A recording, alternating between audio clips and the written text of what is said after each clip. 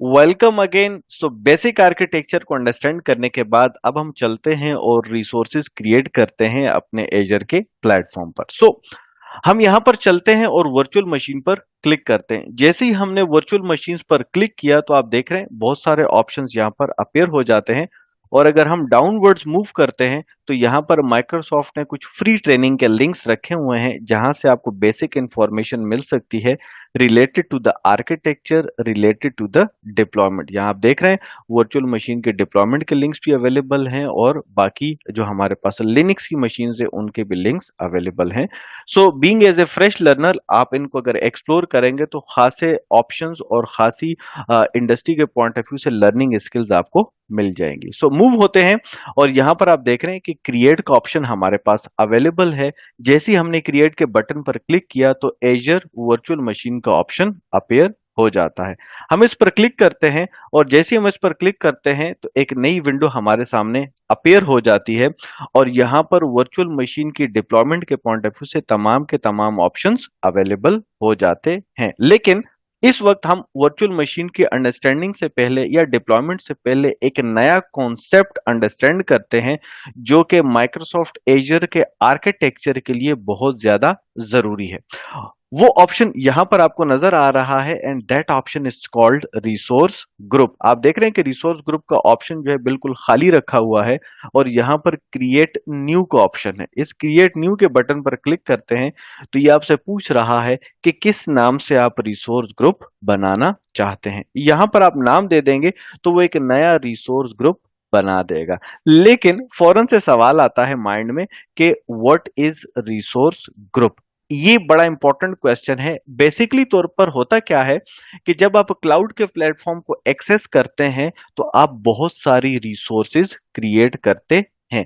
अब उन रिसोर्सेज को अंडर सिंगल ग्रुप कैसे लेकर आना है, उस पर्पस के लिए हम यहां पर रिसोर्स ग्रुप पर काम करते हैं। बिल्कुल ऐसे ही आप इसकी एक सिंपल सी एग्जांपल लीजिएगा कि जब आपके पास आपके लैपटॉप पर या आपके डेस्कटॉप मशीन पर एक हार्ड डिस्क होती है तो आप उसके पार्टीशंस करते हैं।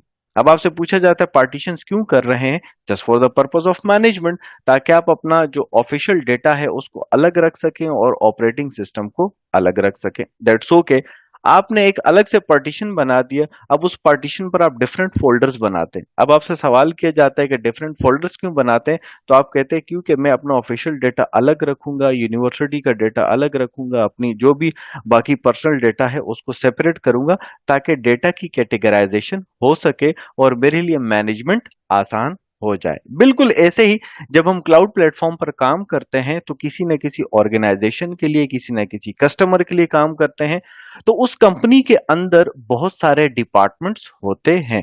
हम सारे के सारे डिपार्टमेंट्स की रिसोर्सेज को एक जगह पर जमा नहीं कर लेते, वरना इस तरीके से एक खिचड़ी पक जाती है। इस तरह से सारे के सारी रिसोर्सेज जो हैं वो मैसअप हो जाती हैं।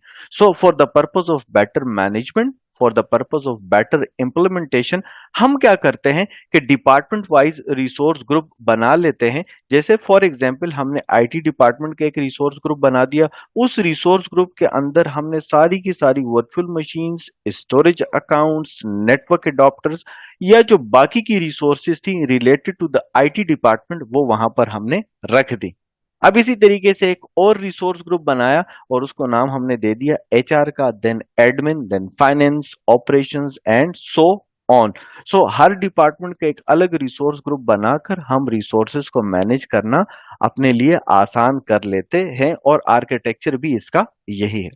अब इसी तरीके से आप इंडस्ट्री की एग्जांपल लेंगे तो आप यूनिवर्सिटी का कॉन्सेप्ट अपने माइंड में ले।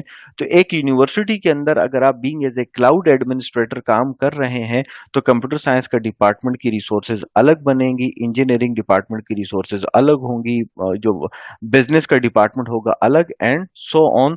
ये प्रोसेस इस तरीके से प्रोसीड होगा। ऑर्गेनाइजेशंस की बात करते हैं तो ऑर्गेनाइजेशंस के हेड ऑफिस होते हैं, फिर उनके ब्रांच ऑफिसेज होते हैं। आप उनको इस तरीके से भी मैनेज कर सकते हैं।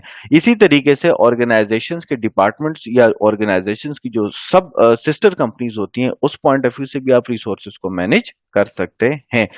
ये रिसोर्सेज की ग्रुपिंग के लिए आपको एक ऑप्शन दिया हुआ है जो कि हमारे पास यहाँ पर हम उसको यूज करते हैं। इससे पहले कि आप वर्चुअल मशीन्स डिप्लॉय करें, स्टोरेज अकाउंट्स डिप्लॉय करें या मजीद रिसोर्सेज क्रिएट करें, सबसे पहले हम एक रिसोर्स ग्रुप बनाते हैं ताकि हम अपनी तमाम की तमाम रिसोर्सेज को एक ग्रुप के अंदर लाकर जमा कर सकें।